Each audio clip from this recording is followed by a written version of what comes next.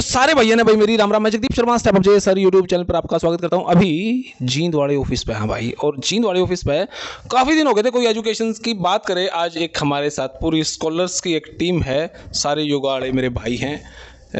नीरज, नमस्कार भाई, बहुत बढ़िया भाई साहब। Krishna Suryavanshi, myself, and I'm fine. I'm from LNIP, Scholar Yoga. कहाँ से हो आप? I'm from Baitul. MP. Yes. भाई सभी हरियाणा वालों को भाई मेरा सबसे पहले राम राम। मैं गौरव यादव आगरा के पास चिकोबाद से हूँ, और अभी मेरा पीएचडी योगा में चल रहा है LNIP ग्वालियर से। ओके भाई जी। सभी हरियाणा वालों को नमस्ते। मैं आलोक झिंकवान और मैं उत्तराखंड ऋषिकेश से हूँ, और अभी मेरा पीएचडी LNIP ग्वालियर से चल रहा है।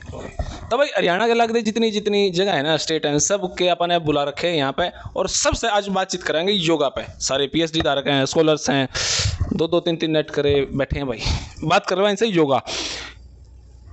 पीएचडी आप करने लग रहे हो जी भाई साहब, है ना? तो पीएचडी करने से पहले आपने धरातल पे क्या काम करा, या ऐसा काम जो एक समाज ने फायदा देवे?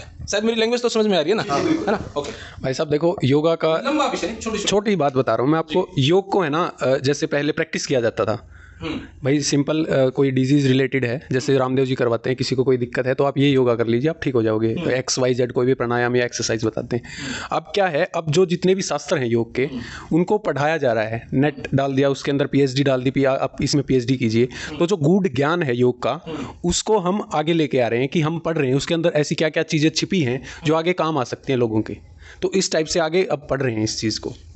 ओके, इस तरीके से आप पढ़ रहे हैं। रामदेव साहब ने तो कोई पीएचडी करी की नहीं, फिर भी लोग उनको जानते हैं योगा के नाम से, पीएचडी धारक को नहीं जानते। भाई साहब ये तो आप एक बात देखो ना, रामदेव जी ने प्रैक्टिस किया उस चीज़ को।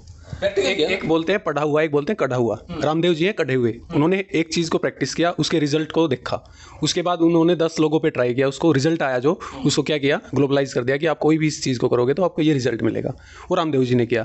लेकिन जो और ऐसे ऐसे हज़ारों किताबें हैं, अपने उपनिषद हैं, वेद हैं, उनमें योग का वर्णन है, गीता है, तो उसके अंदर से हम और क्या निकाल पा रहे हैं, वो आप अपने पीएचडी के थ्रू कर रहे हैं। या आप किसी एक डिजीज़ पे जिसका कोई अभी तक ये नहीं निकला कि इसका इलाज क्या हो सकता है, उस पर आप कोई भी XYZ इंटरवेंशन दे रहे हैं, उससे क्या आउटपुट आ रही है। अगर वो ठीक हो रहे हैं तो हम इसको पूरे विश्व को ही फायदा है ना, फिर हम दिखाएंगे अपनी थीसिस में उस चीज़ को। ओके बात भाई पढ़ी लिखी कर हैं, अपने समझते हैं थोड़ी सी घाट है। आप रामदेव ने देख के योगा फोकस कर लें, वो ये मन लगा बेस्ट है। लेकिन देखो डीप पढ़ाई की बातें तो ना ज़्यादा बेरा है। आप तीनों से एक सवाल जवाब कौन देगा वो आप बता देना।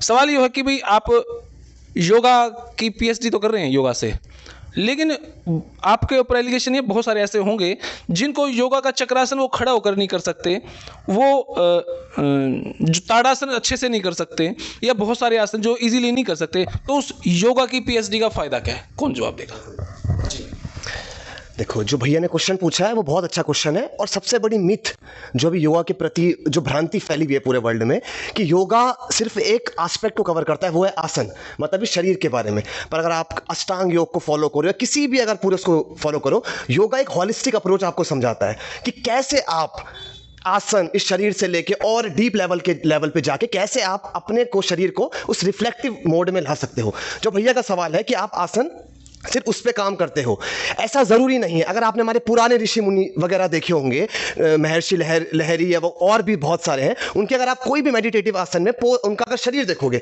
तो आप देखोगे उनका काफ़ी पेट निकला हुआ है, किसी के बहुत सारे वो निकले हुए। तो ऐसा कुछ नहीं है कि हम आसन को सबसे सिर्फ फिजिकल लेवल पे समझे। सबसे बड़ी प्रॉब्लम क्या हुई है कि बाबा रामदेव जी ने, जिन्होंने वाकई में बहुत अच्छा काम किया योगा के बारे में, लेकिन उन्होंने फिजिकल बॉडी में इतना ज़्यादा फोकस कर लिया है कि हम सभी को जो घर में टीवी ऑन करके देखते हैं, उन्हें लगता है ये हाथ पाँव को चलाना, सिर्फ फिजिकल एक्टिविटी करना, ये सिर्फ योगा का एस्पेक्ट है।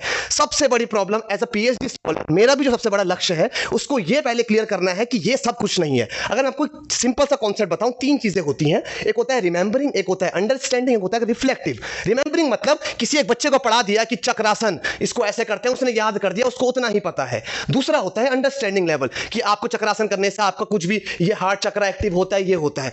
तीसरा जो प्रोसेस होती है वो सबसे इंपॉर्टेंट होती है कि वो आप अब योगा आपके चरित्र में कैसे उतर रहा है और उसके ऊपर कोई काम नहीं कर रहा है। जैसे अगर आपको इन्वायरमेंट का स्टूडेंट है, वो बोल तो देगा कि प्लास्टिक खराब चीज है या, लेकिन शाम को अगर उसको बोलेंगे तो वो भी इन्वायरमेंट से पीएचडी करने वाला भी आलू या कुछ भी सब्जी लेने प्लास्टिक की थैली में जाएगा। तो जो तीसरा इंपॉर्टेंट चीज है चरित्र में उतारना किसी ज्ञान को, वो कोई नहीं कर पा रहा। योग असलियत में वो सिखाता है कि उस तीसरे पड़ाव तक पहुंचना जो है रिफ्लेक्टिव वाला असर। तो ये मेरा सब कुछ कहना। देखो जवाब बड़ा काबिल तारीफ था। अब आप दोनों में से जवाब लूंगा।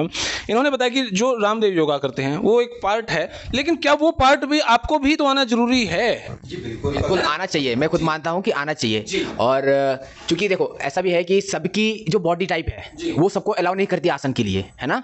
तो और हम आसन क्यों करते हैं? आसन करने का मेन उद्देश्य क्या है, हमें ये सोचना चाहिए पहले। मेन चीज है हमारे शरीर को स्वस्थ रखना। आसन का फिजिकल बॉडी के ऊपर काम करता है आसन। अगर किसी व्यक्ति को आसन नहीं आ रहा, उसकी बॉडी टाइप नहीं है, उसका बॉडी बहुत स्टिफ है, ऑलरेडी खेला हुआ है, मान लीजिए बहुत फिजिकल बॉडी का, जैसे हमारे सामने आलोक जो उदाहरण है, उनके आसन अच्छे नहीं। क्यों? क्योंकि उन्होंने शुरुआत से ही वो फुटबॉल प्लेयर रहे हैं, है ना। तो उनका उतना फोकस नहीं था उस चीज़ के ऊपर। तो फ्लेक्सिबिलिटी के काम है आसन एक प्रकार से।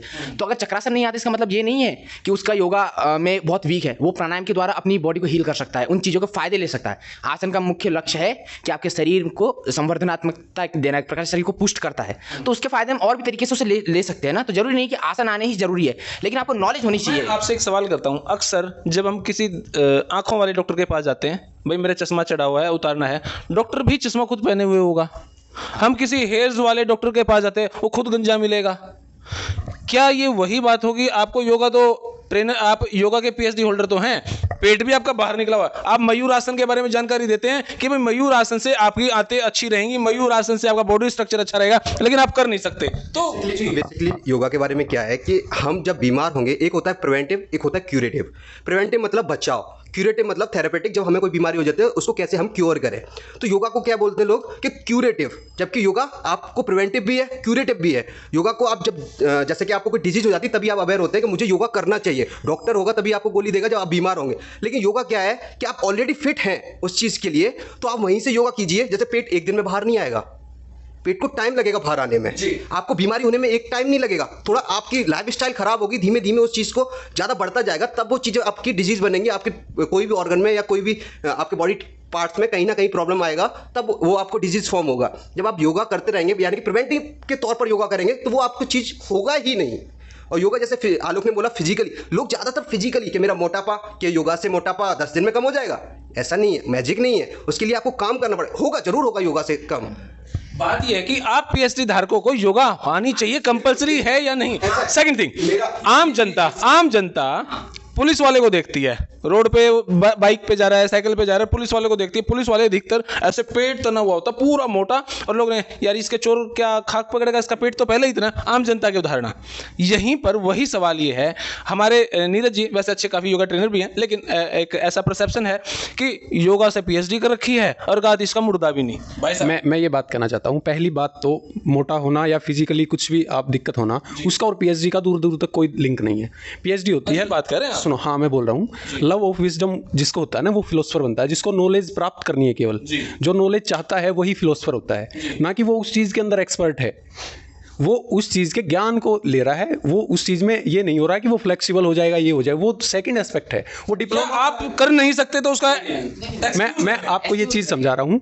क्या आपके क्लास में पीएचडी में क्या विषय है ही नहीं? मेरी बात सुनो, जो पीएचडी वाला है और जो डिप्लोमा वाला है, डिप्लोमा वाला को ट्रेन करना है जाके, उसके आसन अच्छे होने चाहिए क्योंकि उसको प्रैक्टिकली करके दिखाना है। लेकिन पीएचडी वाला क्या करेगा? पीएचडी वाला तो सिर्फ रिसर्च करेगा, रिसर्च इन द सेंस कि वो बुक से देखेगा या पढ़ेगा या कोई इंटरवेंशन करा के बच्चों से वो देखेगा कि इस चीज़ से क्या इफेक्ट आ रहा है, और वो अपनी थीसिस में उस चीज़ को आगे सबमिट करेगा। करवाना किसको है? जो ट्रेनर बनेगा। ट्रेनर का फिट होना जरूरी है। अब जो पुलिस वाला एग्जाम्पल दिया आपने, पुलिस वाला रोड पे खड़ा होता है, वो डायरेक्ट डील करता है चोर के साथ, उसको फिट होना पड़ेगा। लेकिन जो डीआईजी बैठा है, वो चेयर पे बैठा है, उसको सिर्फ ये देखना है कि ये जो शहर में क्राइम है वो कंट्रोल कैसे हो, उसको पॉलिसी देनी है, उसको डीआईजी को नहीं पकड़ना वो भाग के। तो आप अपने आप को डीआईजी बता रहे, पुलिस वाले को योगा ट्रेनर बता रहे? नहीं, मैं डीआईजी नहीं बता रहा, लेकिन मैं काम का जो सेपरेशन है ना वो समझा रहा हूँ आपको। पीएचडी का मतलब है नॉलेज, ओनली नॉलेज। आप कैसे? अभी आपके पास मैं ना एकदम बेसिक वाला एग्जांपल जो हम डेली लाइफ में यूज करते हैं, जैसे क्रिकेट में होता है कि एम्पायर है ना, एक अच्छा एम्पायर कौन होता है? ऐसा नहीं कि उसे अच्छा बैट्समैन भी हो, है ना, जरूरी नहीं होता, ये अच्छा बॉलर हो जरूरी नहीं होता है, लेकिन पूरा क्रिकेट का नॉलेज होता है उसे। सेम एज पीएचडी के साथ भी यही चीज है। मैं ही बताना सारे प्रोफेशनल जो होते हैं वो अपने अपने फील्ड में एक्सपर्ट होते हैं। जैसे कि हम बचपन में सारे सब्जेक्ट पढ़े, लेकिन ज़्यादा हायर एजुकेशन में जाते हैं तो सब्जेक्ट क्या हो जाते हैं, पर्टिकुलर एक सब्जेक्ट पे हम आ जाते हैं। अब जैसे डॉक्टर है, सारे डॉक्टर पढ़ाई कर लेते हैं लेकिन सर्जन कम ही लोग बनते हैं ना। तो वैसे ही हमारे साथ रिसर्च में है कि रिसर्च हमें करना है। अभी एज ए पीएचडी बोला कि मुझे फिजिकली फिट नहीं होना चाहिए, मैं भी होना चाहिए क्योंकि मेरे लिए वो अच्छा काम है। जो दिखता है वही बिकता है, चाहे फिजिकली एजुकेशन में भी है, योगा में भी। अगर आप खुद को फिट रखते हैं ना तो और अच्छी चीज है ना। आप रिसर्च में भी जाना चाहते हैं तो रिसर्च में भी अच्छा काम, फर्स्ट है कि स्कॉलर हूं तो अच्छे से उसको लेकर आऊं। और जैसे कि अगर योगा इंस्ट्रक्टर की बात करें हम, तो उनका तो प्रोफेशनल काम है कि कैसे आप थेरेपेटिक किसी भी पेशेंट को कैसे डील कर रहे हैं। डील तो हमें भी करना है, लेकिन हमें क्या है कि थोड़ा सा आपको इतना कवर नहीं कर सकते जितना कि वो जानता हो। सर के फील्ड अलग बातें हैं, उनको बाहर मुख्य रूप से हमारा जो एम होता है, छुपी हुई जो बातें हैं योग में और जो चीजें निकल के आ सकती है बाहर, लोगों की जो काम की चीजें उनको बाहर निकालने का काम है हमारा, जो योग में अभी तक के बाहर नहीं आई है रिसर्च के माध्यम से। आप क्या कहना चाहेंगे? मैंने पहली बारी में भी ये बोला था कि सबसे बड़ा मिथ यही है कि अगर कोई 4-5 बार हाथ हिला रहा है तो उसको योगा की पहले तो डेफिनेशन क्यों दी गई है। वो सिर्फ एक आसन है, उसका एक छोटा सा पार्ट। आप रामदेव जी की इंसल्ट कर रहे हैं क्या? मैं इंसल्ट नहीं कर रहा हूं उनकी, मैं आपको एक चीज बताता हूं। देखो, एज अ पीएचडी स्कॉलर मैं आपको एक स्टडी बताता हूं। हमें क्या लगता है कि हम कुछ अगर 100 मीटर दौड़ूंगा तो थकूंगा। आप यहां बैठ के जो आपके दिमाग में 15, 50, 100 विचार चल रहे हैं ना, तो भी आप थक रहे हो। लेकिन क्योंकि वो आपको लग रहा है कि आपको सिर्फ शरीर से ही थकते हो, लेकिन आप मन से भी थकते हो। एक स्टडी बताता हूं मैं आपको। एक डॉक्टर मोमोटो है, जापान के, आई थिंक जापान के, उधर ही किसी कोरिया, साउथ कोरिया के हैं। तो उन्होंने एक स्टडी की थी। उन्होंने 2 ऐसे बाउल रखे थे और उन्होंने एक बाउल में महात्मा गांधी पीस लिख के डाला था, एक में हेट लिख के डाला था। तो सिर्फ वो नाम लिखने से उन नाम की, उस वर्ड की इतनी ज्यादा वाइब्रेशंस होती है कि पूरा वाटर का कंपाउंड का स्ट्रक्चर चेंज हो गया। तो आप इससे ये लगा सकते, जो पीस वाला था उसका स्ट्रक्चर बहुत ही प्योरीफाई होकर, बहुत ही क्रिस्टलाइज होकर बना था। उसी इन पैरेलल टू दैट जो हेड का स्ट्रक्चर बना था बहुत ही काफी अनस्ट्रक्चर्ड वे में बना था। तो कहने का मतलब ये है कि जो हम सोचते हैं ना, आप जो खा रहे हो, जो पी रहे हो, वो पानी भी आपकी वाइब्रेशन कैच करता है, खाना भी आपकी वाइब्रेशन कैच करता है। लेकिन ये क्या सिखाता है? ये योग सिखाता है। हमें लगता है कि मैं इसके सामने बोल दूंगा कि यार आप बहुत अच्छे हो, और मन में सोचूंगा ये बहुत बेकार आदमी है, तो मैं बच जाऊंगा। लेकिन ऐसा होता नहीं है। वाइब्रेशंस पहले पहुंचती हैं, शब्द बाद में पहुंचते हैं। ये पूरा कॉन्सेप्ट है योग का। लेकिन हम कहां फंसे हैं कि भाई हाथ पांव हिला लूंगा, थोड़ा पेट कम कर लूंगा, इससे मेरा योग भला हो जाएगा। ये कॉन्सेप्ट तो भाई देखो, पीएचडी वालों से पहली बार बात हुई और योगा के टॉपिक पे भी मेरे जहन में कुछ सवाल थे, तो मैंने सोचा इनसे पूछ लिए जाएं। एक अंतिम सवाल और 30 सेकंड का मैं आपसे जवाब चाहूंगा। मैंने भाई एमडीयू से 2012 या 13 में योगा करी थी। मैं सोचू था नौकरी लग जाऊंगा, मिली नहीं। पीएचडी वाले कितने की नौकरी लगा पूछना। भाई साहब क्या फ्यूचर है आपका? भाई साहब फ्यूचर देखो, ज्ञान मिल गया बहुत, जमा कण्व ऋषि बन गए आप, लेकिन फ्यूचर ये है, आप स्वस्थ रहेंगे, आपका परिवार स्वस्थ रहेगा। भूखे पेट ना भजन गोपाला। हाँ, आप स्वस्थ रहेंगे, आपका परिवार स्वस्थ रहेगा। अगर आपका शरीर मन स्वस्थ है तो आप निश्चित रूप से कुछ ना कुछ कर लेंगे। कुछ ना कुछ का तो मतलब मैं आज भी कर रहा हूँ, आज भी भूखा नहीं मर रहा हूँ। पीएचडी करने के बाद का फ्यूचर, पीएचडी के बाद आप अपने आप को जान पाए, अपने शरीर को जान पाए, इससे ज्यादा आप क्या जानोगे? क्या मैं मिथ में जी रहा हूँ इसका मतलब? नहीं, मेरा मानना यह है कि अभी बहुत अच्छी स्थिति नहीं है योग की वर्तमान में। अगर योगा कोर्स को लेकर के बात की जाए, बड़े जो कॉलेज है, यूनिवर्सिटीज़ है, तो उनमें बहुत अच्छी स्थिति नहीं है। ज़रूरत है गवर्नमेंट को इनिशिएटिव लेने की और परमानेंट वैकेंसीज निकालने की, क्योंकि अभी किसी भी महाविद्यालय में परमानेंट वैकेंसी नहीं है। और जहाँ भी है तो वो एकदम ऊँट के मुँह में जीरे की तरह एक प्रकार से है। हाँ, अभी तक के तो हमें परमानेंट वैकेंसी नहीं मिली, और बल्कि बहुत सारी सेंट्रल यूनिवर्सिटीज़ में भी परमानेंट वैकेंसी नहीं है ना, बहुत जगह खाली चल रही है। और जो काम चल रहा है वो सिर्फ कॉन्ट्रैक्ट बेस वालों से लिया जा रहा है। मेरे में तीर चला रहे हो आप भी? मैं मतलब आप सभी नहीं, जो मैं ये वास्तविकता है कि सभी जगह परमानेंट वैकेंसी है नहीं, अभी कॉन्ट्रैक्ट बेस पे काम दिया जा रहा है। तो जरूरत है परमानेंट वैकेंसी की।